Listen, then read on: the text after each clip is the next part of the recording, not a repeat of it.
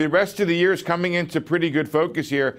Pretty good agreement on the street among our participants in the Fed survey of what happens the rest of the year. And it includes 2 rate hikes, another 50 basis points now expected. Take a look at the Fed's expectation. September, 98% agreement among our 46 respondents this time around for a September hike. And then 96, I'm very surprised to see all this agreement. But that's where they think the Fed is going here. Average number of hikes, call it 4 for 2018. But 2019 is where the question is. 2 hikes, and then they're debating whether or not you get a 3rd hike there. Here's some commentary we got from John Donaldson, Director of Fixed Income at Haverford. He said, quote, Fed funds increases in September and December are as certain can be, but the Fed's real challenge starts after the first increase in 2019, which will bring the rate to 2 3/4 or finally back to even to inflation.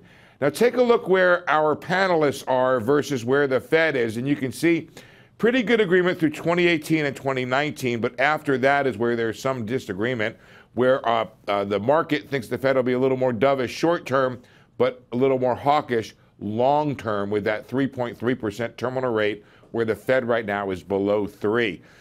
Big question here. Will the Fed go above neutral, act specifically to slow the economy? 58% say yes, they will. Don't know by how much, but 33% say no. And here's some of the commentary that comes out of that. Tony Crescenzi writing in from PIMCO, quote, the U.S. bond market will reach a decision point sometime in the next year when market participants will have to decide whether the Fed will go beyond current market pricing. And that's kind of saying, you know, will the Fed go further than the market is currently predicting?